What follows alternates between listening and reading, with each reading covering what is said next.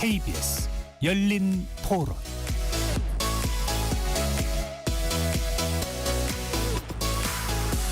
안녕하십니까. KBS 열린 토론 배종찬입니다. KBS 열린 토론 매주 월요일 여야를 대변하는 네 분과 함께하는 여의도 내변인들로 여러분들을 만납니다.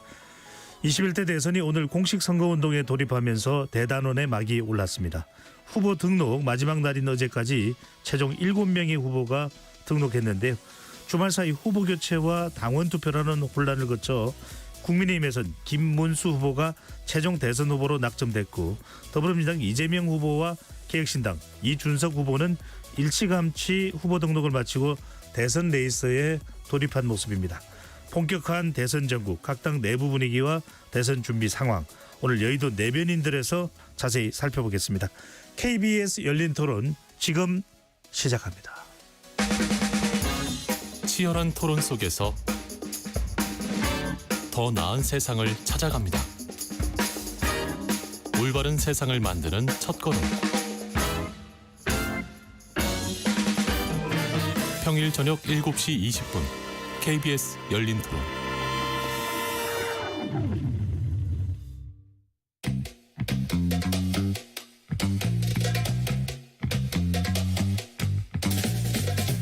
네 명의 대변인들이 함께하는 정치 현안 토크, 여의도 내변인들. 여야를 대변하는 분들과 함께하는 여의도 내변인들, 함께할 네 분의 논객 소개합니다. 김현정 더불어민주당 의원 나오셨습니다. 네, 반갑습니다. 평택시병 김현정입니다. 김건 국민의힘 의원 나오셨고요. 네, 반갑습니다. 국민의힘 김건입니다. 조기현 더불어민주당 법률위 부위원장 자리해 주셨습니다. 네, 안녕하세요. 조기현입니다. 정광재 국민의힘 대변인 나오셨습니다. 네, 정광재입니다. 반갑습니다. KBS 열린 토론 문자로 참여하실 분은 샵 9730으로 의견 남겨주실 수 있고요. 단문 50원, 장문은 100원의 정보 이용료가 붙습니다. KBS 1라디오의 모든 프로그램은 유튜브에서 함께할 수 있으니까요. 많이 들어와 주시고 구독 꾹 눌러주시고 좋아요도 많이 보내주시면 좋겠습니다. 워낙 지난 주말이 어떻게 이야기를 해야 될까요? 뒤죽박죽 자충우돌이었다. 심지어 막장이었다라는 그런 평가까지도 나왔는데, 물론 다 끝이 났습니다. 김건 의원께 여쭤보겠습니다. 결과적으로는 김문수 후보가 최종 확정됐습니다. 왜 이런 일이 벌어진 겁니까? 원래 이제 단일화라는 거는 많은 진통이 있을 걸로 예상을 다 했었죠. 예상을 했었는데 근데 단일화는 될 거라고 생각하고 있었습니다. 근데 이제 이런 형식으로 될지는 사실 좀 예상을 못했죠. 이건 아마 누구도 예상 못했던 전개와 결말일 것 같고요. 드라마와 같은 극적인 반전이었는데 결국은 당원의 선택으로 결정이 됐습니다.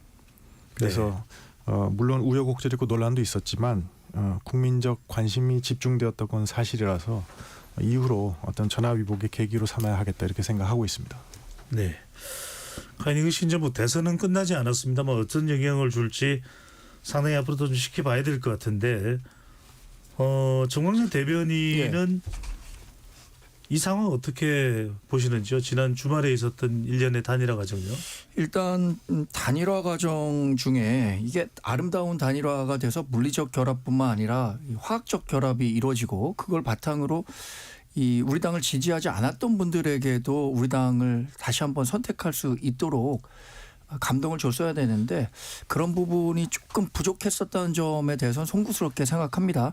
그런데 그래도 최악의 경우는 피했다고 생각합니다. 왜냐하면 이게 법원의 가처분이 인용돼서 김문수 후보가 후보로서의 지위를 회복한 것과 당원의 표결 결과로 인해서 김문수 후보에 대한 재신임, 일종의 재신임이죠. 예.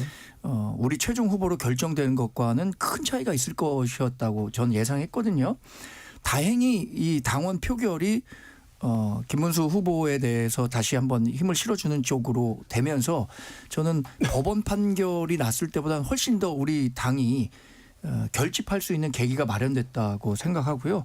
실제로 당내 분위기도 그렇습니다. 만약에 정말 가처분이 인용됨으로써 일어날 수 있는 여러 가지 시나리오가 있었는데 그런 최악의 상황을 피했고, 결국에는 이제 한덕수 전 총리도 승복하면서 뭐 패배의 메시지, 승복의 메시지를 조기에 냈던 것도 저는 당이 하나로 뭉쳐지는 계기가 됐을 것이라고 생각하고 있습니다. 근데 김현정 의원은 어떻게 보시는지. 왜냐하면 한덕수 후보로 교체되기 전에 실시됐던 당원 여론조사는 단일화 찬성 여론이 압도적이었고 11일 이전에 단일화를 해야 된다고 했고, 실제 한덕수 후보로 교체되고 난 이후에 실시됐던 이 전화로 동의 여부를 묻는 질문도 사실은 김문수 후보에 대한 선택이라기보다는 후보를 교체하는 것에 대해서 동의하는지 여부를 물어본 것이거든요. 이 김문수 후보에 대한 당원들의 선택이었다고 볼 수 있을까요? 저는 지금 단일화라고 표현을 하시는데 단일화기보다는 후보 강탈 쿠데타죠. 쿠데타가 실패한 거라고 보는 게 정확한 표현 같고, 이미 뭐 그 쌍권이라고 불리는 친윤 의원들하고 그 지도부가 이미 뭐 한덕수를 옹립하기 위해서 사기 경선국을 벌인 것이다라고 보는 것이 일반적인 국민의 상식인 것 같아요. 그리고 오늘 언론 보도를 보니까 김문수 후보가 제기한 그 가처분이 인용될 가능성이 대단히 높았다라는 보도도 나왔고, 그렇기 때문에 부득이하게 이제 그렇게 당원 투표도 혹시 조작한 거 아니냐, 당원 투표 결과도 그런 의혹도 좀 있더라고요. 그래서 그 당원 투표 결과를 공개하라라는 이제 우리 민주당에서 논평도 냈었는데 그것도 한번 확인해 봐야 될 정도입니다. 그래서 이거는 좀 전에 우리 사회자께서 막장이라는 표현을 썼는데 막장이라는 표현 갖고는 부족할 것 같아요. 막장의 드라마를 넘어서 개이한 공포 영화를 보는 것 같은 그런 느낌입니다. 그래서 이거에 대해서 당에서도 지금 뭐 그 권영세 비대위원장은 책임을 지고 사퇴를 했지만 권성동 원내대표는 그대로 있거든요. 그거에 대한 책임도 분명히 져야 되는데 또 유야무야 넘어가는 것 같아서 좀 안타깝고 그렇습니다. 네, 권성동 원내대표에 대한 부분은 잠시 뒤에 김건희 의원께 여쭤보도록 하고요. 국민의힘 단일화 과정을 보면서 막장이라는 표현은 언론 보도에 나온 표현을 제가 말씀을 드리는 겁니다. 조기현 부위원장께서는 이 단일화 어떻게 보셨는지요? 저 이것보다 뭐 최악인 상황이 있을까요? 그나마 다행이라고 정광재 대변인 말씀하셨는데 그것까지를 다 포함하더라도 아마 전에도 없었고 이후에도 이런 일이 있을 수가 없는 이 상황이죠. 이게 어떻게 가능했는지 이해가 안 됩니다. 그리고 과정에 이걸 보면 한덕수 김문수 후보의 2차 회동 이 63분짜리를 생중계로 합니다. 그리고 그 다음 날 또 의원총회도 공개를 합니다. 거기에서 어떤 발언이 나올지를 다 알면서도 이 과정을 생생하게 국민들한테 전달했습니다. 그 무슨 배짱인지 모르겠어요. 이런 상황이 다 예측이 됨에도 불구하고 무조건 한덕수로 간다는 결론을 정해놓고 가는 과정이었단 말이에요. 네. 이 부분이 국민들에게 어떻게 비춰질지는 전혀 신경 쓰지 않았다. 명분으로는 이렇게 해서 단일화를 하면 그나마 본선에서 이 승부해볼 만한 어떤 조건, 시너지가 생길 거라고 얘기는 했지만 저는 그거 아닌 것 같아요. 정말 그렇게 생각했다면 이 과정을 이렇게 전개 안 시킵니다. 막후에서 협상하고 뭔가 이 결과가 나왔을 때 그걸 브리핑하거나 이벤트를 연출을 하지 이렇게 드러내놓고 누군가를 주저앉히기 위해서 진행되는 상황을 국민들한테 그대로 보여줄 리가 없거든요. 그래서 저는 이 배후에서 이 상황을 만들었던 쌍권을 비롯한 어떤 분들 이분들의 어떤 무서운 의도 그게 한번 생각하면 좀 섬뜩한 생각도 듭니다. 네, 김건희 의원께 여쭤봅니다. 어제 오전에 김문수 후보가 이제 공식 후보 등록을 하고 난 이후에 의원총회에 국민의힘 의원총회에 참석을 해서 큰 절을 올렸고 권성동 원내대표와도 손을 맞잡았습니다. 당내 갈등은 봉합됐다고 볼 수 있는 겁니까? 어떻습니까? 그러니까 우리 김문수 후보 입장에서 보면 혼란을 빠르게 수습하고 당을 조속히 선거 체제로 바꿔가야 되지 않겠습니까? 지금 뭐 그 대선이 제일 중요한 거니까요. 그래서 후보가 확정되기 전까지는 뭐 여러 가지 우여곡절이 있었습니다만은 이제는 대선 승리만 바라보고 힘을 합쳐 나가야 될 시기라고 보고 그래서 그런 뜻으로 큰절을 하셨다고 보고 화합을 강조하는 그런 메시지를 냈다고 생각하고 있습니다. 권성동 원내대표에 대해서 책임을 묻는 목소리. 그러니까 권영세 비대위원장 물러났습니다. 이 부분은 어떻게 봐야 될까요? 그래서 당연히 이제 그런 목소리가 이제 나와야 되고 하는데 지금 이제 아마 김문수 후보로서는 이제 그 앞에 다가와 있는 대선 그것을 위해서 일단은 우리가 이제 단합하고 가자 그렇게 지금 하시는 것 같습니다. 김현정 의원 보시기에 이른바 국민의힘 쌍권 지도부, 권영세, 권성동 지도부에 대한 비판이 상당히 비등했었습니다. 이제 권영세 전 비대위원장은 물러났고 권성동 원내대표가 계속 선거를 사실상 진두지휘하고 있는 것을 어떻게 받아들여야 될까요?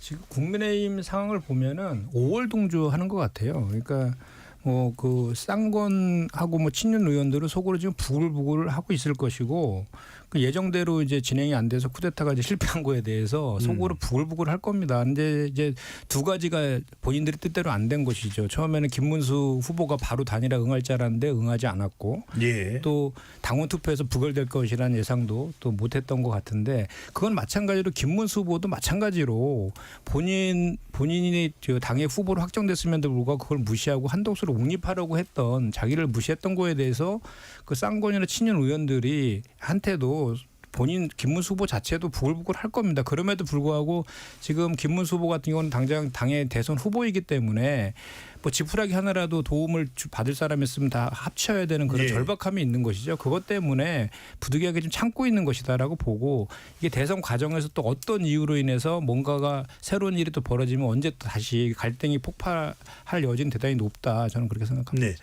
정광재 대변인께 몇 가지 점만 여쭤보고 확인을 해보겠습니다. 네. 한덕수 전 총리는 공식적으로 돕겠다는 겁니까? 아니면 안 돕는다는 의미로 받아들여야 되나요? 글쎄 지금 한덕수 전 총리의 공식 우리 당에서의 지위는 평당원이에요. 네. 책임당원도 3개월 이상 내야 되니까 평당원이죠. 평당원인데 그 김문수 후보가 선대위원장을 좀 맡아달라고 했었는데 실무적으로 좀 논의를 해보겠다라고 해서 여지는 열어뒀는데 지금까지는 적극적으로 선대위원장으로서 역할을 할 것인지 아닌지에 대해서 입장을 밝히지 않았습니다. 예. 저는 근데 그 부분 굉장히 아쉽게 봅니다. 왜냐하면 한덕수 전 총리가 대선에 출마하는 그 자신의 포부를 밝힐 때 이재명 후보의 위험한 민주당 정권을 막는데 무슨 역할이든 하겠다라고 하면서 막중한 대통령 권한대행으로서의 업무까지 방기하고 나왔단 말이에요. 네. 그러면 본인이 후보가 됐건 안 됐건 간에 공통의 목표는 여전히 갖고 있는 거잖아요. 알겠습니다. 민주당 집권을 막겠다. 그런 부분이라면 적극적으로 참여해야죠. 예. 한동훈 전 대표는 김문수 후보를 공식적으로 돕는 겁니까? 아닌 겁니까? 한동훈 후보도 지금 당원으로서 돕겠다라고 했는데 여기에 여러 가지 이제 전제 조건이 붙었는데 저는 일견 뭐 반드시 해결해야 될 문제라고 생각합니다. 첫 번째가 계엄과 탄핵에 관해서 명확한 입장을 밝히라고 했어요. 한동훈 전 대표의 가장 큰 정치적 자산은 계엄과 탄핵에 명확하게 반대해서 이번 선거에서도 43% 얻었던 건데 그런데 지금 당장 선거에 그 본격적으로 뛰어들기에는 예. 워낙 큰 정치적 철학의 차이가 있다 이거죠. 알겠습니다. 탄핵과 계엄에 대해서. 네. 그러니까 공식적으로 돕는다는 의사를 표명한 것은 아닌 거죠. 네, 그렇습니다. 김건희 의원께 여쭤보겠습니다. 홍준표 전 대구시장이 미국으로 가면서 이번 대선은 이재명 대 김문수의 대결 이렇게 이야기를 하지 않고 이재명 대 이준석의 대결이라고 했거든요. 어떻게 받아들여야 될까요? 뭐 저는 그렇게 생각 안 하기 때문에 저한테는 별로 설득력이 없고요. 이게 이제 결국은 그 시간이 가면 갈수록 기본 그 사표를 방지해야 되겠다는 생각들이 많이 이제 나오면서 양자 대결, 뭐 국민의힘과 더불어민주당 양자 대결을 가리라고 생각하고 있습니다. 예. 조경 부위원장께 여쭤봐야 되는데 먼저 김건희 의원께 좀 여쭤보고 갈게요. 네. 이 권영세 전 비대위원장 물러났습니다. 그 자리를 90년생인 국민의힘 최연소 국회의원인 김용태 의원으로 내정됐습니다. 자, 어떤 의미로 봐야 될까요? 그러니까 당내 개혁과 변화에 대한 국민들의 여망이 있지 않습니까? 그것을 부응하겠다는 뜻을 인선을 통해서 보여준 거죠. 김문수 후보께서. 그래서 하여튼 김용태 비대위원장도 임명 이후에 계엄에 대한 잘못을 인정하고 사과한다는 것이 첫 번째 일성으로 냈고 또 3주 남은 선거 기간 중에 보수 개혁과 새로운 비전을 제시할 것으로 기대해 봅니다. 네. 그런데 효과적이라고 판단을 하시는 거죠? 일단 일단 사람들이 보기에 아주 신선하게 보이지 않습니까? 예. 예. 그다음에 이제 사실 저는 정치한 지 1년밖에 안 됐는데 우리 김용태 그 의원입니다. 예, 네. 의원은 비대위원장. 저보다는 훨씬 선배입니다. 그래서 정치도 잘 알고. 예. 알겠습니다. 상당히 여러 가지를 고려했다. 중에서 이유로 분석되는 것 중에 하나가 조기현 부위원장께 여쭙겠습니다. 이준석 개혁신당 대선 후보는 한사코 단일화는 없다라고 강조를 하고 있는데 김용태 비대위원장이 등장하면서 이준석 후보와의 단일화의 교두보가 김용태 비대위원장이 되는 것 아닌가, 상당히 또 가까웠던 관계로 알려져 있기 때문에 이 부분은 어떻게 보시는지요? 전혀 가능성 없다고 봅니다. 예. 김용태 의원이 비대위원장이 된다고 한들 지금 이 상황에서 가장 속으로 이 상황을 즐기고 있는 게 이준석 후보일 텐데요. 굳이 지금 국민의힘과 단일화할 이유가 전혀 없죠. 가만히 있어도 스스로 무너져 내리고 있고 지금 선거 운동조차 제대로 되지도 않는 정당과 굳이 손을 잡을 이유가 없죠. 독자적으로 완주하고 10% 이상의 득표율을 가져감으로써 이후에 보수 재편에서 주도권을 갖겠다. 이 시나리오가 훨씬 현실적이고 그렇게 돼가고 있는데 굳이 지금 국민의힘과 단일화 시도를 할 이유가 없는 거고, 그리고 누가 봐도 알지 않습니까? 김용태 의원 비대위원장으로 내세운 게 젊은 보수를 내세워서 이 분위기를 쇄신하고 보수가 어떤 혁신의 길을 가겠다 이런 거 아니지 않습니까? 그러니까 제가 보기엔 좀 안타까운데요. 그나마 좀 국민의힘에 몇 안 되는 전도양양한 젊은 정치인을 또 이런 식으로 소비해버리는구나. 그러니까 이 결정을 한 김문수 후보라든가 국민의힘 중진이 너무 무책임한 것 같아요. 누가 봐도 이거 22일 대선 과정에서 총알바지 역할 이상으로 뭘 할 수 있겠습니까? 비대위원장으로 힘이 얼마나 실리겠습니까? 그리고 어떤 의사결정을 한다 한들 후보를 움직이거나 지금 이 상황을 조성한 국민의힘 중진들, 친윤들을 배제시키고 독자적인 어떤 입장을 가져갈 수 있을까요? 오늘 당장 비상계엄 내란에 대한 사과 입장 밝혔는데요. 김문수 후보 당장 그거 더 논의해봐야 될 문제입니다. 이렇게 그냥 이렇게 뒷짐 져버립니다. 김용태 의원이 무슨 얘기를 비대위원장이란 권위를 실어서 한다 한들 그게 지금 국민의힘을 움직여갈 어떤 이 새로운 어떤 역량을 가진 그 지도부의 메시지로 관철되지 않을 거고요. 그걸 알고도 임명한 겁니다. 그래서 저는 젊은 정치인을 또 이런 식으로 그냥 희생시키는구나. 지금 국민의힘의 이 처지를 그냥 상징적으로 보여주는 장면이라고 봅니다. 또 한편으로는 김현정 의원은 어떻게 보시죠? 그래도 김용태 의원이 비상대책위원장이 되면서 상당히 또 MZ세대에게 소구력도 있을 것이다. 호소하는 그런 영향력도 효과도 있을 것이다. 또 경기도 지역구를 두고 있는 의원이기 때문에 이번 대선에서 워낙 경기도가 중요하다는 이야기가 나옵니다. 왜냐하면 김문수, 이재명 후보 모두 경기지사 출신이거든요. 또 게다가 김용태 후보의 경우에는 김문수 후보에서 한덕수 후보로 바꾸려고 할 때도 비대위원회에서 전 비대위원회가 되겠죠. 계속 반대를 했던 인물이고 그래도 효과가 있지 않을까요? 저는 한 세 가지 정도 그러니까 그 김용태 비대위원장을 세운 것에 대한 효과는 차치하더라도 세 가지 정도의 포석이 있었던 것 같아요. 그러니까 첫 번째는 지금 35세로 되게 젊잖아요. 젊은 비대위원장인데 김문수 후보 같은 경우는 51년생이잖아요. 상당히 이제 고령이고 또 구구 성향으로 또 이렇게 이미지가 메이킹이 되어 있잖아요. 그런 것들 그래서 본인은 또 이 계엄에 대해서 이제 탄핵에 대해서 반대하는 입장을 갖고 있었기 때문에 그거에 대해서 반대 입장을 또 취하기도 힘든 상황이에요. 왜냐하면 구구 강성 지지층의 지지를 받았기 때문에 그런 것들을 좀 그 김용태 비대위원장을 활용해서 그렇게 그 물타기를 좀 하려고 하는 거 아니냐라는 예. 그런 그 좀 측면이 좀 하나가 있는 것 같고 또 하나는 이제 그 이준석과의 단일화도 사실 저도 현실적으로는 불가능하다고 생각은 하지만 그래도 일반적 국민들 봤을 땐 그런 가능성도 열려는 좀 있는 거 아닌가라는 그런 생각을 가지게 하는 측면은 좀 있는 것 같거든요.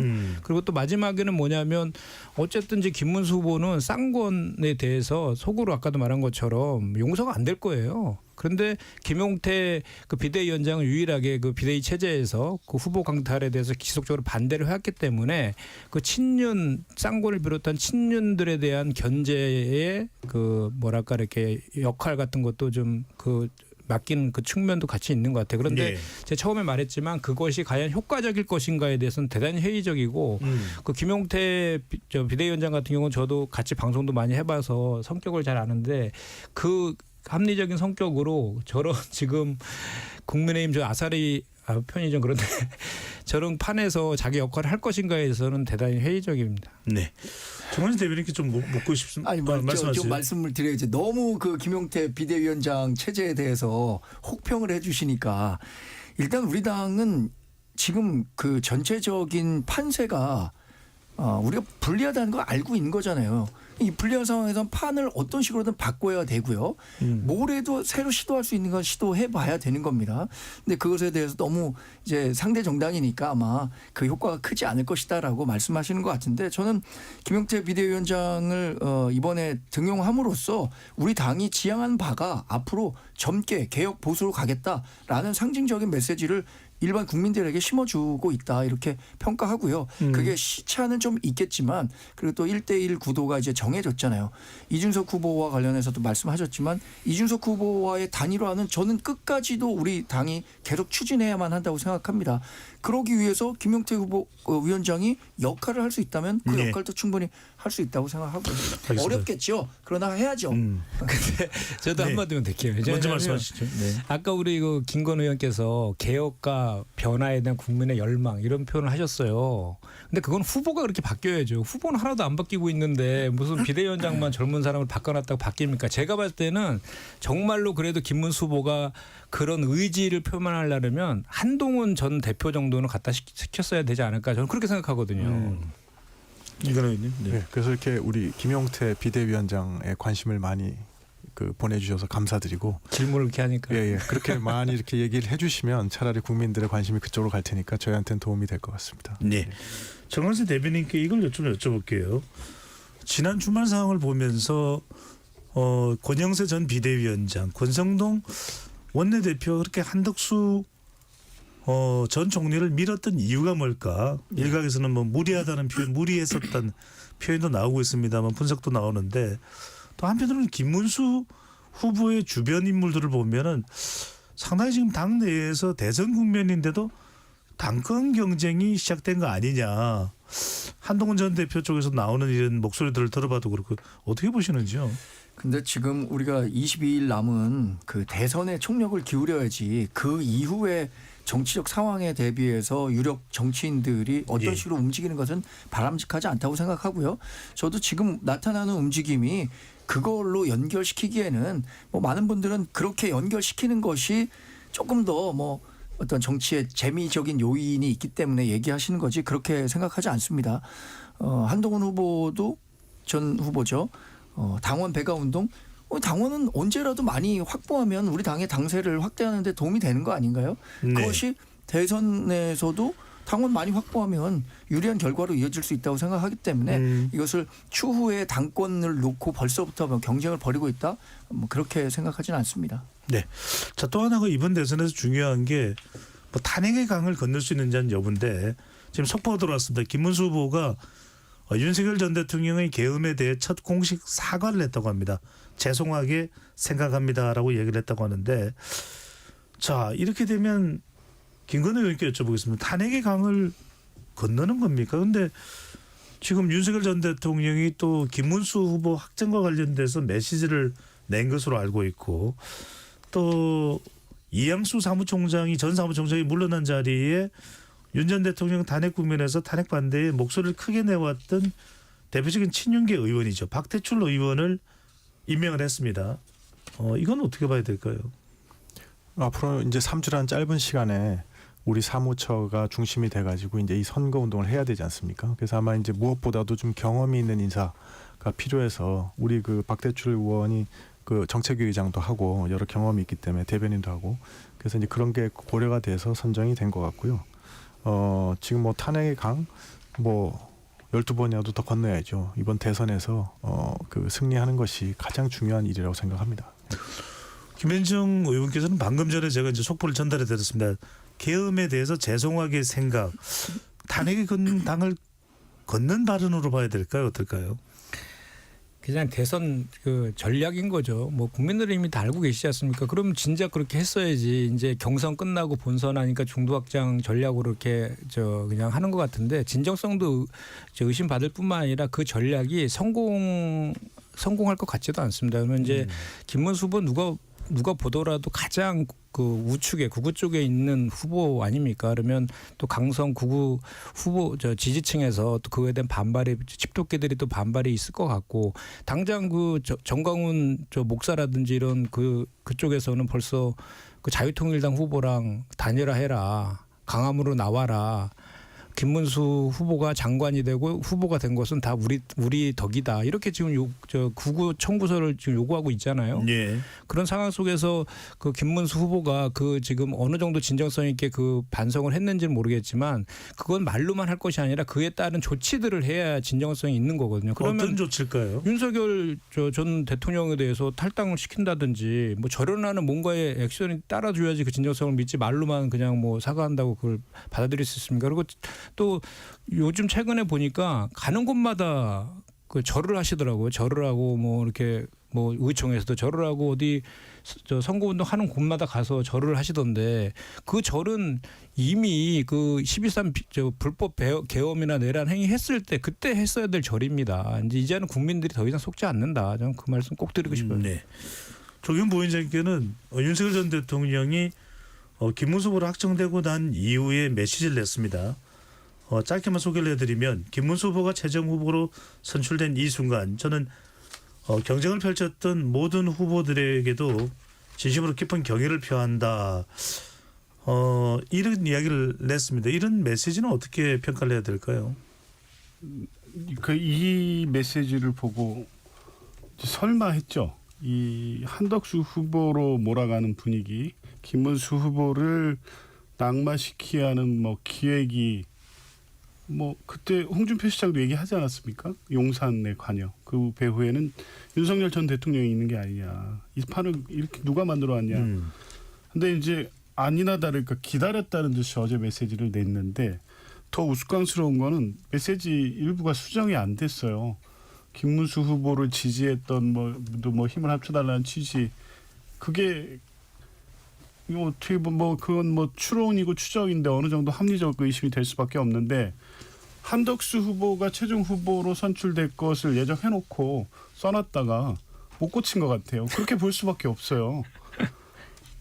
그러니까 이 상황이 그냥 한 발 떨어져서 이 서초동 사저에서 그냥 관망하는 입장에서 그나마의 자기를 기대를 담은 메시지가 아니잖아요. 내가 이 세력의 여전히 중심이고 여러분들 나를 지지하는 여러분들과 싸울 것이고 그 나를 지지하는 사람들이 이제 후보가 됐고 뭐 이걸 예정한 글이었어요. 그러니까 여전히 지금 국민의힘 김문수 후보가 됐기 때문에 뭐 한덕수 후보가 안 됐다고 하더라도 김문수 후보가 된 이상 윤석열 전 대통령의 그림자가 어른거리고 있고 여전히 이후에도 어떤 방식으로든 선거에 영향력을 끼치려는 행위는 이 단순한 메시지 외에도 여러 방식과 방향으로 진행될 것이다. 그것을 끊어내기 위해서는 우리 김현 의원님 말씀처럼 김문수 후보가 탈당, 출당 조치 오늘 알겠습니다. 선언했어야 돼요. 늦었어요 이제. 예. 정광재 대변인 이 부분은 어떻게 보시는지요? 한동훈 전 대표가 윤 전 대통령 부부와 절연해야 하며 계엄과 탄핵에 대해 국민의힘이 사과해야 한다는 입장을 냈습니다. 네. 이걸 김문수 후보가 받아들일까요? 저는 받아들여야 할 거라고 생각합니다. 받아들여야 당이 말고 할지는 가능 여부를 말씀드리는 겁니다. 저는 그럴 거라고 예상합니다. 네. 왜냐하면 우리가 그 지난 탄핵을 겪으면서 탄핵 찬성 여론과 반대 여론 제가 수치 말씀드리지 않습니다만 당연히 탄핵에 찬성할 수밖에 없다라고 했던 사람들이 훨씬 많은데 결국에는 우리 대선이라는 게 뭡니까? 51%를 얻어야 하는 게임이잖아요. 정치 공학적으로. 그러면 당연히 그 많은 사람들이 있는 곳에 가갖고 놀아야지 우리 편 뭐 몇 %만 갖고는 대선에서 이기기 어렵잖아요. 저는 그 김문수 후보도 이번 대선에 우리 당의 대선 후보로 나오려고 정치한 건 아닐 거 아닙니까? 대통령이 되기 위해서 나왔다고 한다면 네. 당연히 그런 전향적인 메시지를 내는 것이 아까 김한정 의원님은 그게 뭐 대선 전에 나온 대선 전략에 불과하다라고 하지만 대선 전략이면 단일화라고 평가하면 어떻습니까? 그렇게 가야죠. 우리가 가려고 하는 방향으로. 네. 김건희 의원께서는 어떻게 보시는지. 그 이제 김문수 후보가 그렇게 할 수 있을 것으로 보세요? 아닐 것으로 보세요? 기본적으로 이제 그 한동훈 대표께서 낸 메시지가 있지 않습니까? 전 대표께서 여러 가지 메시지가 사실은 김문수 후보께서 이렇게 움직일 공간을 주기 위해서 노력하는 거라고 저는 이해합니다. 네. 그래서 그걸 최대한 이제 활용해서 이 김문수 후보께서 이제 소위 국민들을 납득시킬 수 있고 그다음에 우리 당이 변했다는 걸 보여줄 수 있는 걸 해야 이제 아마 대선에서 우리가 국민의 선택을 받을 수 있지 않을까 그렇게 생각하고 있습니다. 네. 김정은 의원께 여쭤보겠습니다. 민주당이 지금 김문수 후보를 이제 이 공격의 대상으로 삼을 수밖에 없는데 대선의 이제 경쟁자인데요.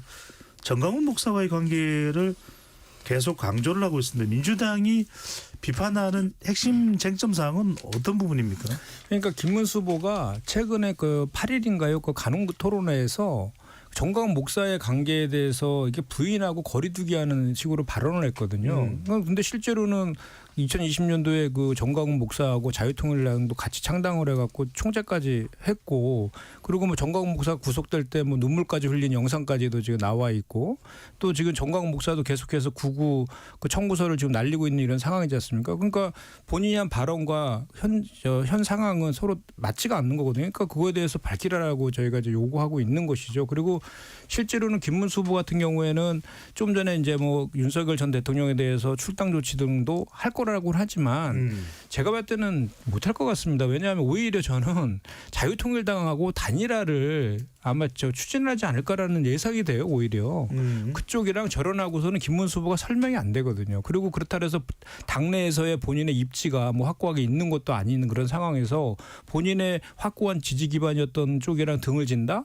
저는 오히려 그냥 단일화라는 빅텐트라는 그 명목하에 그걸 추진하지 않을까라는 생각이 드는 것이, 그 지금 김문수 후보 캠프에서 일했던 분들이 그런 네. 얘기를 이미 하더라고요. 그쪽이랑 단일화 못할 게 뭐 있냐. 그리고 본인도 가는 토론회에서 그 광장의 그 세력들과 뭐 이렇게 그 같이 연대하는, 바로 이걸 여쭤보려고 그랬습니다. 예. 이 광장 세력이 저는 정강훈 목사 측을 의미하는 걸까요? 그 외에는 뭐 다른 세력이 없지 않습니까? 광장에 뭐 없지 않습니까? 그리고 그쪽에서도 그런 요구들을 하고 있고, 또 그리고 캠프에 있던 분들이 또 그런 발언들도 방송에 나와서 하고 있어요 지금.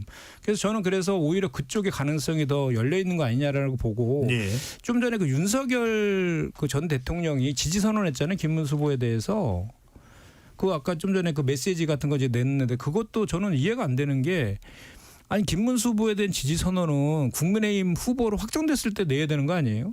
그러니까 좀 전에 조기현 변호사 말 맞다나 내심으로 한독수를 옹립하려고 계획하고 있다가 이렇게 이제 하여튼 저기 후보 강탈 쿠데타가 실패하니까 이제는 뭐 남은 것은 김문수 후보밖에 안 남아 있으니까 물귀지 작전 쓰는 거 아니냐 이런 생각이 들더라고요. 네, 알겠습니다. 김건희 의원께 여쭤보고 싶은 거는 국민의힘 또 김문수 후보 캠프 측에서는 정강훈 목사와의 관계 어떻게 뭐 정리되거나 정리되어야 될까요? 지난 뭐 5년 동안 교류가 없었다고 말씀하셨죠. 근데 우리 국민의힘 내부에서는 이미 우리가 이 대선에서 국민의 선택을 받기 위해서는 네. 중도층의 소구력이 있어야만 한다는 걸 잘 알고 그런 방향으로 계속 갖고 가고 있고, 그다음에 이제 우리 더불어민주당에서 이제 대선 전략으로 어떻게든 자유통일당하고 우리 김문수 후보를 연결시키고 그렇게 해서 중도로부터 떨어뜨려 놔야 이제 된다고 생각해서 그런 프레임을 계속 이제 만드는 건데요. 뭐 저는 우리 국민들이 현명하기 때문에 그런 거에 현혹되지는 아니라고 생각하고 있습니다. 네. 정원수 대변인께 아까 여쭤봤는데 이 부분이 중요해서 한 번 더 여쭤보고 조기훈 부위원장께도 물어보겠습니다. 어쨌거나 저쨌거나 김문수 후보가 우선적으로는 집토끼 이른바 지지층들을 잡아야 되면 한덕수 전 총리, 한동훈 전 대표, 홍준표 전 대구시장 이들의 마음을 좀 얻어내야 되는데 그것이 지금 가능할까요? 어떨까요? 그 말씀드린 것처럼 한동훈 전 후보 같은 경우에는 명확하게 지금 김문수 후보와 엇갈리는 부분이 있어요. 이게 해결되지 않고는 저는 네. 적극적으로 한동훈 후보가 이번 대선 전국에 참전할 가능성은 낮다고 보거든요. 그런데 그 말한 부분이 벌써 계엄과 관련해서 반성한다고 얘기했잖아요. 지금 뭐 김문수 후보 본인이 계엄과 관련해서 죄송스럽게 생각한다고 얘기했고 저는 이게 하나의 그 작은 발걸음이지만 더 큰 걸음으로 가는 첫 걸음이라고 생각할 수 있을 것 같습니다. 그러니까 지금은 계엄에 대해서 사과를 했지만 결국 그 계엄은 탄핵으로 연결되는 거잖아요. 탄핵 이후에 우리가 판결문 보고서 많은 국민이 탄핵의 불가피성을 인식하고 있고 그렇다면 그분들의 마음을 사기 위한 김문수 후보만의 스탠스가 다시 나와야겠죠. 저는 그게 뭐 선거가 아직 22일 남았으니까 있을 거라고 생각하고요. 아까 자유통일당과의 문제를 자꾸 얘기하는데 단일화 김문수 후보가 하지 않고 자유통일당의 지금 구주화 후보인가요? 이분이 입후보한 걸로 알고 있는데 본인이 그냥 드랍하는 거에 대해서 우리 당이 그걸 단일화하려고 했다 이렇게 평가할 수는 없는 거 아닙니까? 저는 자유통일당에서 이번에 입후보한 분도 끝까지 완주 가능성은 적다고 봅니다. 알겠습니다. 조경 부위원장은 국민의힘이 참 힘을 합쳐야 되는 것이 시급한 일인데 한동훈 전 대표도 소극적이고 한덕수 전 총리는 거절을 하고 있고 홍준표 전 시장은 이재명 대 김문수가 아니라 이재명 대 이준석의 대결이라고 이야기하고 있고 이런 부분은 어떻게 봐야 될까요? 지금 국민의힘이 주요 정치인들이 이번 경선 과정 겪으면서요. 대선 원래 이길 생각이 없었던 것 같아요. 그 이후에 당내 역학구도에서 내가 이 당권을 어떻게 쟁취할 것이냐. 이미 시선은 다 거기에 가 있다.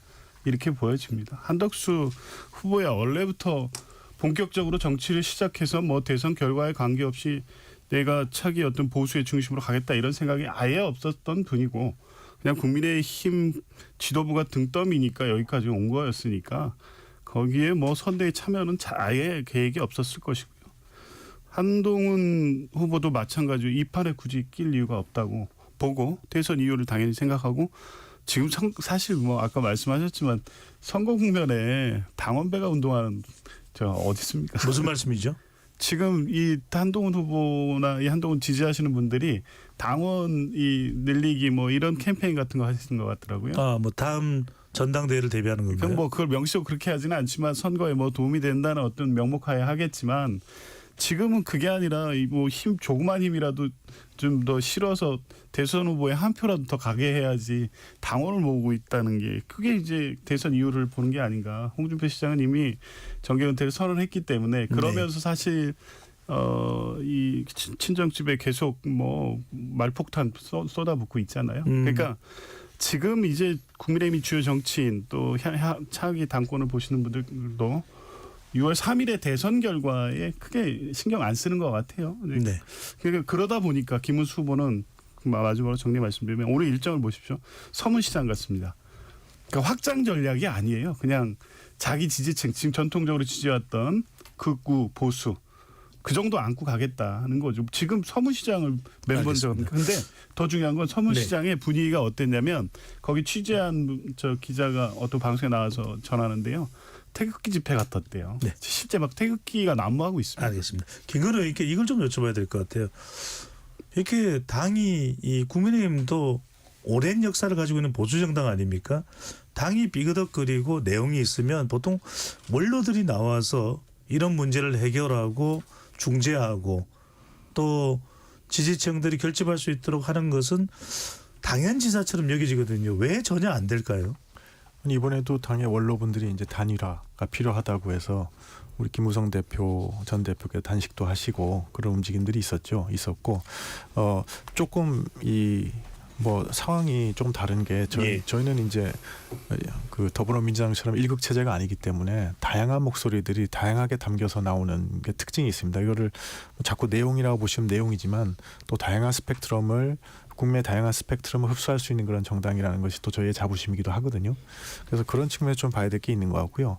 그다음에 아까 이제 당원 배가 운동, 당원 이제 늘리는 운동 그거를 갖다가 이제 좀 잘못 말씀하신 것 같아서 그런데 한동훈 후보가 이제 그 2위가 돼서 후보가 되지 않고 가장 큰 우리 당의 문제점은 뭐였냐면 한동훈 후보를 지지했던 많은 중도 쪽에 있는 분들이 중도적인 그 보수 유권자들이 그냥 이 관심을 잃고 떠나가는 것, 여기 우리 당에 대해서 희망을 잃어가는 것, 그런 것이 문제였습니다. 그래서 거기서 당원 그 당원 배가 운동을 한다든가 그런 것들은 그 층을 계속 우리 당에 이 선거에도 불구하고 계속 우리 당에 이제 묶어두고 우리 당을 지지해 달라는 요청이기 때문에 충분히 이번 대선에 기여하는 활동이라고 생각합니다. 알겠습니다. 잠시 KBS 열린 토론 참여 안내 로고 듣고 열린 토론 2부로 이어가겠습니다.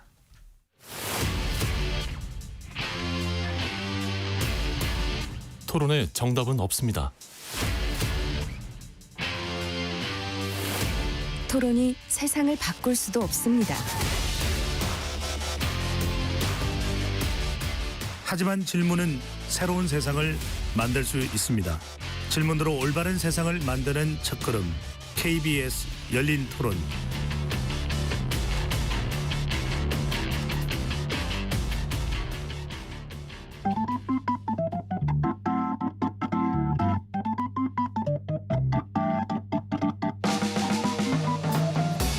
세상을 바꾸는 질문, 열린 토론이 시작합니다. KBS 열린 토론은 언제나 열려 있습니다. 단문 50원, 장문 100원의 유료 문자 샵 9730 그리고 KBS 어플리케이션 콩으로 여러분의 의견을 남겨주세요. KBS 열린 토론 여의도 내변인들 2부 이어가겠습니다. 스튜디오에 김인건 국민의힘 의원, 김현정 더불어민주당 의원, 정광재 국민의힘 대변인, 조기현 더불어민주당 법률위 부위원장 네 분과 함께하고 있습니다. 김 의원님, 김현정 의원께 여쭤보겠습니다. 이재명 후보가 오늘 광화문 청계광장에서 대선 후보 출정식을 가졌습니다. 광화문 청계광장 어떤 의미입니까? 네, 저도 오늘 함께 했는데요. 원래 이제 이번에 이제 내란 세력 불법 계엄에 맞서서 민주주의를 지켜낸 시민들, 이렇게 빛의 혁명이라 하잖아요. 그런 국가의 무슨 위기 상황 같은 게 있을 때 항상 시민들이 모였던 곳이 광화문 아닙니까? 그래서 광화문은 그런 것들을 상징하는 장소이기도 해서 그런 빛의 혁명 속에서 광장의 목소리들을 담아서 이제 대선에서 승리하겠다라는 의지를 이제 표명하기 위해서 거기서 이제 출정식을 하신 거고요. 그래서 출정식 제목도 빛의 혁명, 광화문 집회, 광화문 출정식 이렇게 이제 했는데 지금 사실은 저희가 윤석열 전 대통령 파면이 되었지만 내란은 아직 진행 중이다라고 저희는 지금 생각하고 있기 때문에 그 진정한 내란 종식은 이재명 대표가 이제 대통령이 되는 것이다라는 것이고 그 빛의 혁명을 그래서 빛의 선거로 그래 대선 승리로 이어가자라는 것이거든요. 그래서 지난 5월 9일 날 금요일 날 시민연대하고 원내 5당 간에 이재명 후보를 광장 대선 후보로 지지 선언을 했습니다. 그래서 공동 선대위도 같이 꾸려서 다른 원내 4당하고 같이 이제 거기서 광화문 광장에서 같이 인사도 드리고 이렇게 했습니다. 그래서 같이 이제 연대해서 대선에 승리하겠다. 그리고 대선 승리에서 멈추는 것이 아니라 그 이후에도 집권한 이후에도 그런 새로운 대한민국을 만드는 데 있어서 같이 논의하고 만들어 가겠다. 이런 의지의 표명을 하기 위해서 상징적인 장소로 이제 광화문 선택했습니다. 궁금해서 여쭤봅니다. 슬로건을 준비된 대통령으로 했습니다. 김대중 전 대통령과 뭔가 연결고리가 있는 겁니까? 그거보다는 지금 워낙 지금 이제 바로 이제 뭡니까 인수위도 없이 바로 이제 당선이 되면 이제 임기를 시작해야 되는 그런 상황이기 때문에 이렇게 국민의힘의 김문수 후보라든지 다른 여타 후보들에 비해서 본인이 갖고 있는 장점, 준비되어 있는 그런 후보다라는 것을 부각시키기 위해서 준비된 후보 이런 슬로건을 쓴 것 같습니다. 네, 어느 장소를 갔느냐가 상당히 어떤 메시지의 의미가 담겨 있다고 봐야 되는데 정건진 대변인, 김문수 후보는 첫 선거운동 장소로 송파구 가락시장을 방문했습니다. 시장의 대통령이 되겠다. 또 대구 서문시장도 오늘 방문을 했나요? 방문했나요? 네. 또 서문시장도 갔고 가락시장도 갔는데 시장의 대통령은 어떤 의미를 담고 있다고 봐야 될까요? 일단 지금 우리 국민들이 제일 원하는 대통령이 어떤 대통령일까요? 아마 경제를 살려달라라는 요구가 가장 클 것 같습니다. 지금 대미 통상 압력, 이른바 관세 전쟁으로 대표되는 통상 환경의 악화, 또 내수 경기의 부진 이런 부분들을 새로운 대통령은 꼭 좀 해결해 달라라는 메시지를 내고 있기 때문에 그리고 새벽에 가장 우리 대한민국의 활력을 잘 보여주는 곳이 저는 가락시장이라고 생각합니다. 그래서 그런 시장과 민생을 살리겠다라는 의미로 가락시장을 선택했다고 보고요. 이번에 10대 공약 발표한 것 중에 1호 공약이 기업하기 좋은 나라로 AI 강국을 만들겠다는 거예요. 결국에는 저는 민주당과 우리 국민의힘이 갖고 있는 가장 근본적인 경제 정책의 차이가 기업을 어떻게 보는가에 따라 달린다고 보거든요. 우리는 기업이 성장해서 그것이 대한민국을 더 부강하게 만들고 그것을 바탕으로 복지도 더 충분하게 할 수 있다고 생각하는 반면에 민주당은 그런 측면에서 친기업 성향이라고 보기는 어렵잖아요. 그런 것들에 대한 차별화를 시장이라는 장소에 가서 보여주려고 했던 것 아닌가. 그래서 이런 일정이 나왔다고 생각합니다. 조현 부위원장은 지금 이 대목은 좀 짚고 넘어가겠습니다. 기업에 대한 이재명 후보와 국민의힘 대선 후보 간의 인식차가 뚜렷하다라고 이야기를 했는데 그 부분은 어떻게 보시는지요? 최근에 그거 안 보셨어요? 경제 5대 태산 간담회 한번 보십시오. 기업 그 재계 총수들하고 얼마나 대화가 잘 통합니까? 그리고 인식의 공감대도 상당히 넓고요. 기업의 중요성을 가장 강조해서 말씀하고 있습니다. 물론 그에 따른 책임 또한 강조하고 있죠. 이게 당연히 균형을 잡아야 되는 거고요. 그런 면에서 보면 이 민주당의 어떤 반기업 이재명 후보의 반기업 정서 이건 더 이상 통하지 않을 얘기고요. 최근에 보여준 모습 정책에 관련된 발표라든가 재계 총수나 이 간담회 과정에서의 어떤 대화의 수준 이런 거 고려해 보면 더 이상 그런 기존의 어떤 그 이미지 드시는 이미지 가지고 아무리 공격한다고 해도 통하지 않을 거고요. 이미 경제계 자체가 그렇게 받아들이지 않고 있습니다. 알겠습니다. 자, 유독 이번에 이재명 후보는 3년 만에 대선판에 등장해서 중도 보수 외연 확장을 상당히 강조하고 있습니다. 김건희 의원께 여쭤보면요. TK와 PK, 물론 TK와 PK 있는 지역의 유권자들은 어떻게 생각할지 모르겠지만 우리가 이제 정치적으로 분석할 때 상당히 이 지역을 보수의 안방이다라는 이야기를 많이 하는데 이재명 후보가 여기에 상당히 공을 들이고 있습니다. TK와 PK에. 이 점은 상당히 국민의힘으로서는 부담되지는 않습니까? 그런데 사실 제가 우리 당에 이제 하도 드라마틱한 일들이 많아가지고 예.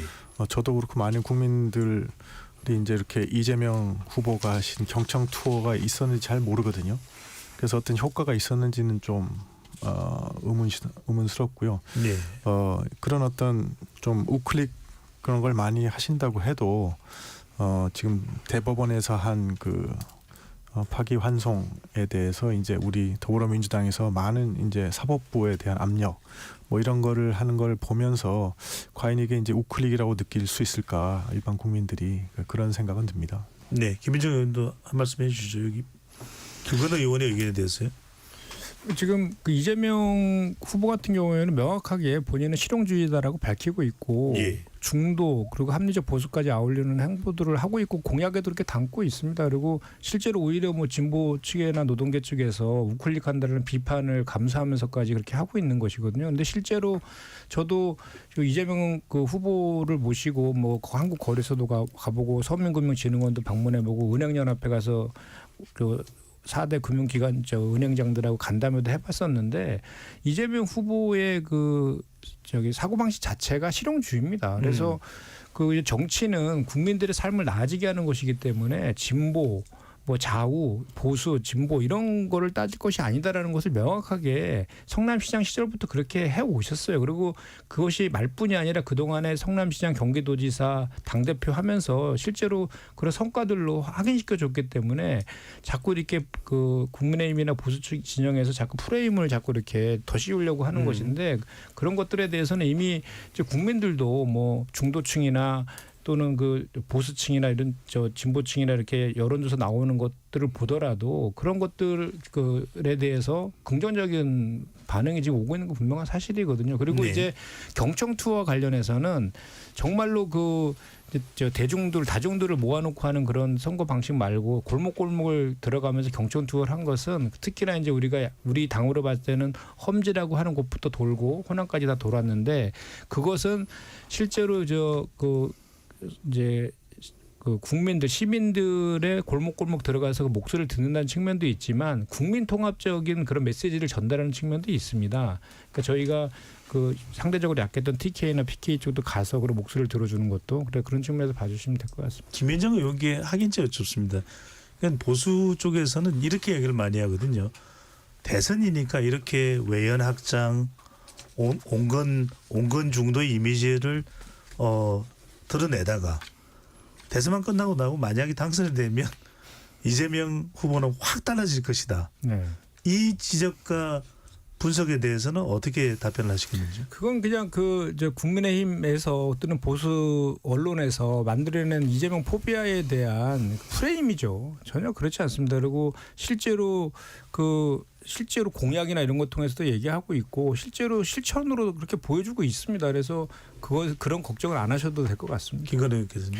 근데 이제 다만 좀 문제가 있다 그러면 가령 주 52시간제 반도체 그 법 하면서 그 문제도 전향적으로 그렇게 가는 것 같다가 이제 뭐 민노총이라든가 그런 게 반발이 있으니까 다시 돌아가셨지 않습니까? 그 다음에 3법 개정안에 대해서도 입장이 다시 강화되고 불법 파업 조장법 있지 않습니까? 노란봉투법인가 하는 그 법에 대해서도 입장이 좀 강화되고 그러니까 사실은 우리 그 기업들이 가장 우려하는 거, 가장 그 다음에 하는 부분에 대해서 조금 확신을 쓰기는 좀 힘든 거 아닌가. 그래서 뭐 모든 걸 다 보여줬다 이렇게 얘기하시기에는 조금 부족한 것이 아닌가 그런 생각이 듭니다.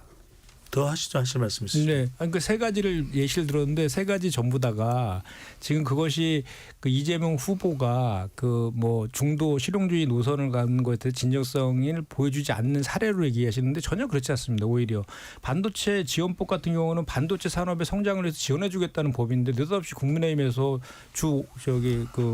그 근로 시간을 갖다가 끼워 넣는 바람에 그거 빼고서라도 합의하고 시행하자고 했는데도 계속 그걸 가지고 반대하고 있잖아요. 재계에서는 그거 빼고도 빨리 시행해달라고 하고 있거든요. 그리고 상법 개정 관련해서도요.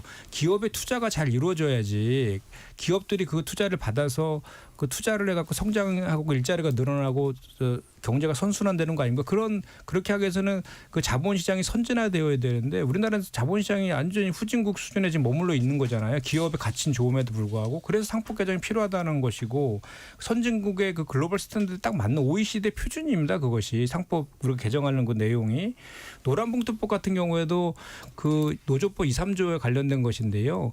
그 우리가 그 윤석열 전 대통령이 그 입만 열면 했던 글로벌 스탠다드 ILO의 기준에 비춰보더라도 한참 낮은 수준의 개정안 요구안입니다. 그 정도는 해줘야지 그 노동자들이 그 이제 기본적인 그런 그 노사 간의 무기 대등의 원칙을 가지고 기본적인 자기네들의 주장들을 할 수 있는 권리 주장을 할 수 있는 최소한의 기준들을 마련하자는 그 정도 수준입니다. 내용을 들어가 보면. 네, 김건희 의원님 하실 말씀 있으면 김건희 의원님 말씀까지 듣고 이 이야기는 마무리하겠습니다. 예. 근데 이제 그 기업들이 가장 원하는 것을 해주는 게 기업을 위하는 길이지 않겠습니까? 그래서 뭐 주 52시간도 그렇고 그것들이 지금 기업의 경쟁력에 가장 문제가 있는 거라고 요구하는 거고 상법 개정안에 대해서도 기업들이 가장 반대를 하고 그러는데 김현정 의원님이 기업들이 반대를 안 한다고 그러셔서 좀 깜짝 놀랐습니다. 아니 잠깐만요. 이거 한번 보십시오. 주 52시간제 관련해서는요. 네네. 실제로 SK 하이닉스는요. 상당히 많은 규모의 흑자를 냈습니다. 근데 삼성은 그렇지 못했어요. 근데 SK 하이닉스는 우리가 그 고용노동부에다가 그 근로 시간을 추가로도 할 때는 뭐 신고하면 할 수 있는 제도가 있는데 그거를 SK 하이닉스는 아예 쓰지도 않았어요. 삼성은 많이 썼거든요. 그럼에도 불구하고 실적은 훨씬 더 SK 하이닉스가 높았다. 그래서 근로 시간과 생산성과는 그 연관성이 없다는 게 확인이 됐고요. 예. 상법 개정과 관련해서도 상법 개정을 반대하는 사람은 정확히 따지면 기업이 다 반대하는 것이 아니라요. 편법적인 지배구조 개선으로 경영권 승계하거나 오너 기업에 있는 분들이 주로 반대를 하는 겁니다. 근데 아시겠지만 SK 하이닉스와 삼성전자의 지금 수익성이 이렇게 엇갈리게 된 건 HBM이라는 데 대해서 과연 얼마나 선제적으로 대응했느냐 그렇지 못했느냐 이 문제 때문에 벌어진 건데 이걸 갖고 뭐 주 52시간제를 지켰느냐 안 지켰느냐 이렇게 딱 이걸로 연결시키기는 어려울 것 같고요. 알겠습니다. 결국에는 이재명 후보가 이걸 국민들께 잘 설득시키면 되는 거예요. 그런데 국민들이 설득 못 시킨다면 아니 그럼 반대로 그러면 주 52시간제 그걸 유연하게 적용을 하면 생산성이 늘어난다는 그 근거를 대셔야지. 알겠습니다. 여기까지 하겠습니다. 네. 자, 정강진 대변인에게 계속 이어가겠습니다. 결국 이제 대선 공식 선거운동이 이제 오늘부터 시작됐습니다. 이 단일화 파장을 겪으면서 일각에서는 개혁신당의 이준석 후보가 국민의힘 단일화 파장의 최대 수혜자가 아니냐. 9일날 개혁신당 당원 가입자도 상당히 늘어났다라는 뉴스 보도가 나오게 됐습니다. 이 부분 어떻게 보시는지요? 실제로 뭐 제 주변에서도 뭐 가끔 저에게 쓴소리해 주시는 분 가운데 나 이번에 그 국민의힘에 실망해서 예. 개혁신당 이준석 후보 찍겠다라고 하는 분이 종종 있어요. 그건 저는 이거 현실로 받아들입니다. 그런데 결국에는 앞서 말씀드렸지만 이준석 후보도 중도 보수 그리고 본인 스스로의 입으로 보수 정치인이라고 얘기했잖아요. 저는 연대의 대상이라고 생각하기 때문에 이준석 후보가 계속해서 이렇게 파이를 키우는 것에 대해서 부정적으로 생각하지 않습니다. 이게 중장기적으로 봤을 때도 그 파이를 키우는 사람이 당연히 있어야 할 것이라고 생각하고 이준석 후보가 그 역할을 하고 있다면 다행이라고 생각하고요.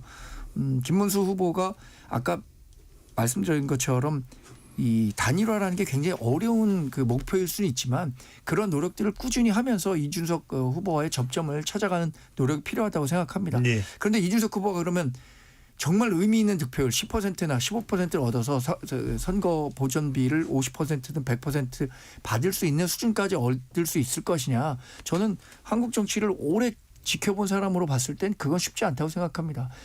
결국에는 투표에 임박할수록 1대1 대결 구도가 강화될 거고 네. 지지층들은 그 사이에서 결집하게 될 겁니다. 네.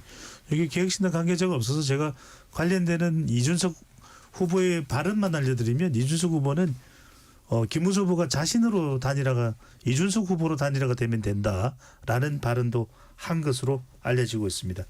자, 문제는 김건희 의원께 여쭤보면요. 지금 국민의힘은 계속 더 이제 외연을 확대해야 되는데 중요한 것이 이제 빅텐트 바로 빅 플랫폼 아니겠습니까? 그런데 중요한 이 손을 잡는 대상으로 여겨졌던 이낙연 새미래민주당 상임 고민이 대선 불출마를 선언했고 어느 쪽과도 연대하지 않겠다고 밝혔습니다. 이 점은 어떻게 봐야 될까요? 그러니까 이 선언이 이제 토요일 오전에 나왔거든요. 토요일 오전에 나왔으니까 뭐 우리 그때는 아직 우리 단일화가 얘기되고 있던 상황이었으니까 우리 당보다는 더불어민주당 사정과 관련이 있지 않을까 싶은 게 왜냐하면 그 말씀하신 중에 민주당이 법치주의 파괴를 선택했다. 그 선택의 결과로 우리는 괴물 국가의 여기편을 보고 있다 이렇게 말씀하셨거든요. 그래서 그런 사유들이 있었기 때문에 아마 이제 그 일단은 뭐 대선 불출마를 선언하셨지만 정치는 뭐 살아있는 생물이고 향후 3주 내에 무슨 일이 일어날지는 뭐 알 수 없다고 생각합니다. 네.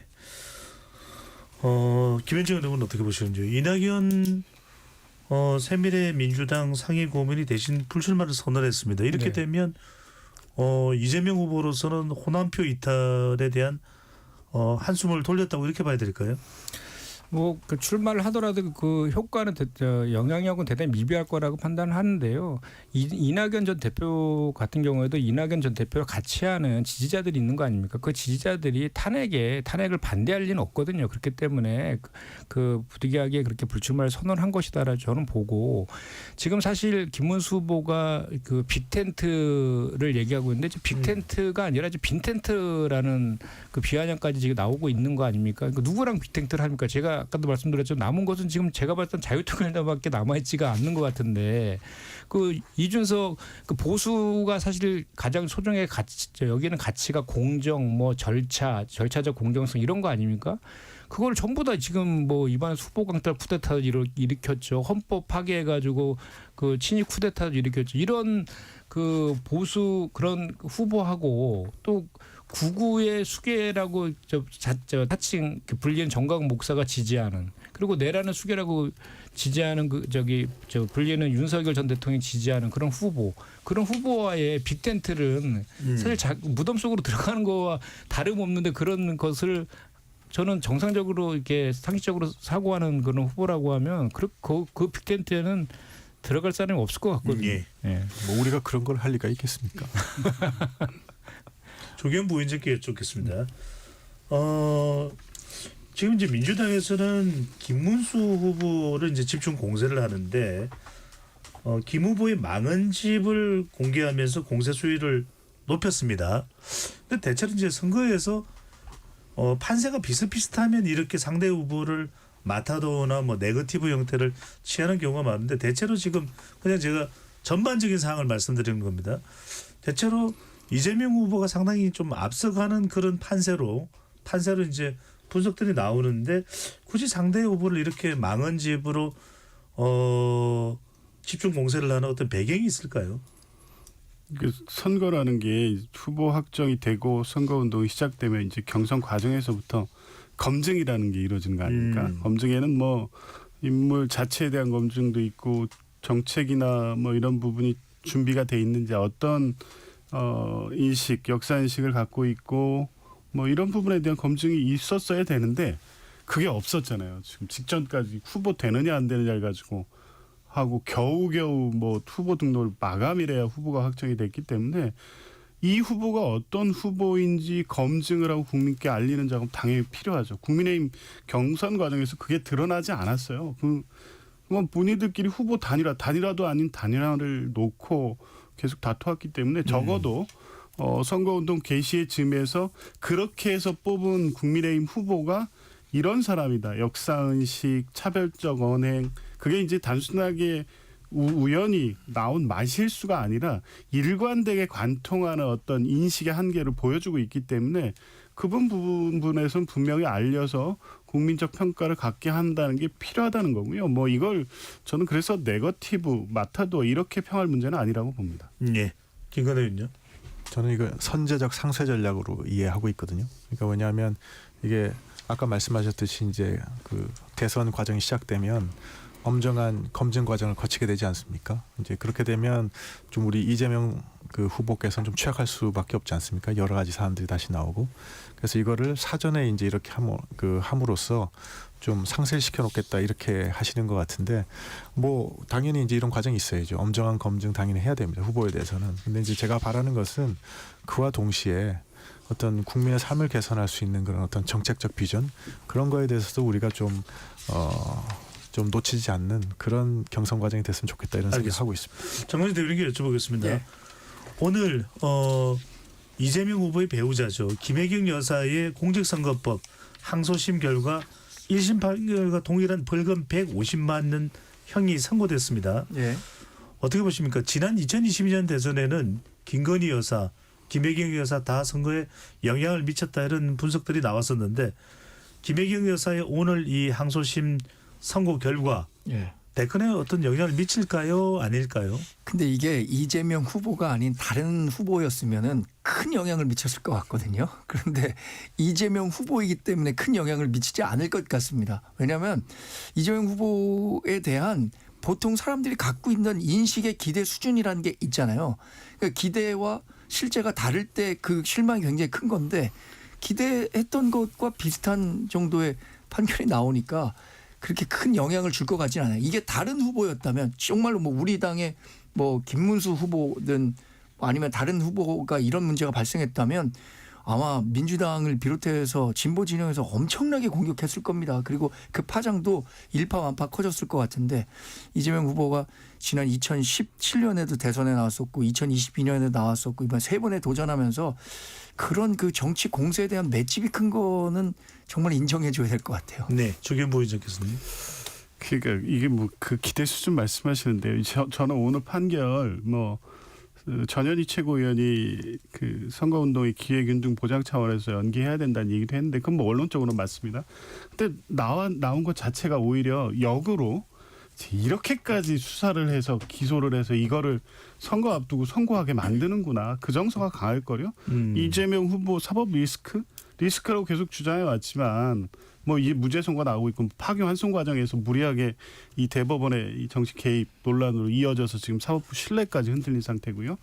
그 4개 받고 있는 재판 5개 재판이 당초 윤석열 정부의 검찰권 남용, 검찰 정권의 정치 보복이었다는 여론이 훨씬 강해졌습니다. 그 과정에서 나온 10만 원짜리 선고 그게 오히려 역효과 그러니까 오히려 지금까지 이재명 후보의 사법적 문제를 가지고 공격해 왔던 것이 이 수준까지 이렇게 무리한 정치 보복을 해왔구나의 네. 한 단면을 보여준 것이기 때문에 선거에 미칠 영향은 미미할 거고요. 거의 없다고 봅니다. 조 부위원장님이 이제 만약에 상고를 하게 되면 대법원으로 가지 않습니까? 예. 그건 대선 이후에 진행이 되는 거죠? 그렇게 되겠죠. 뭐 22일 안에 이제 상고 절차의 기본적 기한이 뭐 한 30일 이상 소요되기 네. 때문에요. 알겠습니다. 자, 김건호 의원 또 김현정 의원 두 분께는 이 질문을 좀 우리 마무리하는 시간 전까지 여쭤봐야 될 것 같습니다. 조희대 대법원장에 대한 국회 청문회가 모레 14일 열릴 예정인데 조희대 대법원 측에서 불출석 의사를 밝혔습니다. 최근에 있는 민주당의 조희대 대법원장에 대한 또는 사법부에 대한 뭐 압박으로 그렇게 설명을 하고 있는데 이 부분 김건호 의원께서는 어떻게 보시는지요?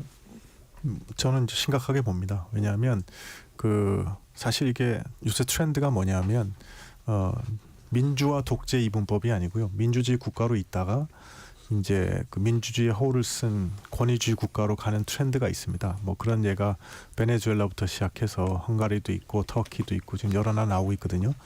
근데 이제 가령 베네수엘라 예를 들면 차베스 정권이 권위주의하면서 주요 길목에서 한 조치가 뭐냐면 그 사법부 무력화입니다. 그래서 판사 제명권이라는 걸 만들고 또 헌법재판소 재판관을 갖다가 20명에서 32명을 확대해가지고 자기를 지지하는 판사들을 임명하고 뭐 이런 식으로 해서 이게 이제 상당히 이 권위주의화로 갈 수 있는 길목에 있는 중요한 요소여서 이렇게 상권 분립을 해치는 사법부의 압박을 가하는 거 이거는 저는 문제가 심각하다고 보고 국민들께서도 좀 경각심을 가지셔야 되지 않을까 그런 생각입니다. 알겠습니다. 김 의원님 1분 있습니다. 대선 후보로 확정이 되면 그때부터는 이제 헌법 제1조에 있는 국민 주권이 최고로 강조되는 시기죠. 그래서 국민의 참정권이 가장 우선시돼야 되는 거죠. 그래서 국민 주권을 떠받드는 민주주의와 법치주의에서 민주주의 원리가 작동해야 되는 시기이거든요. 그런데도 불구하고 법치를 가지고 그 자격을 박탈하려고 하는 시도, 이것은 우리가 법이라고 하면은 물수자에다 갈 것자 쓰지 않습니까? 무르듯이 흐르는 상식적인 국민의 법감정에 맞아야 되는 것인데 그러지 않았다는 거지 않습니까? 조희대 대법원장의 그 선고 자체가 파기환송한 거 자체가. 그래서 30년이 넘은 법관들도 비판을 하고 있고 법학자들 비판하고 있고 법원의 공무원들조차도 비판하고 있는 것 아닙니까? 그리고 어떻게 한 나라의 대통령을 뽑는 국민의 선택권을 판사 몇 명이서 그거를 박탈할 수 있는 그런 결정을 하는 것 자체가 저는 그거는 상식이 맞지 않는다라고 생각합니다. 알겠습니다. 여러분들은 대선 전국 어떻게 보고 계시는지요? KBS 열린 토론 계속 쫓아가도록 하겠습니다. KBS 열린 토론 여의도 내변인들 이것으로 모두 마무리하겠습니다. 네 분 토론 고맙습니다. 고맙습니다. 지금까지 KBS 열린 토론 배종찬이었습니다.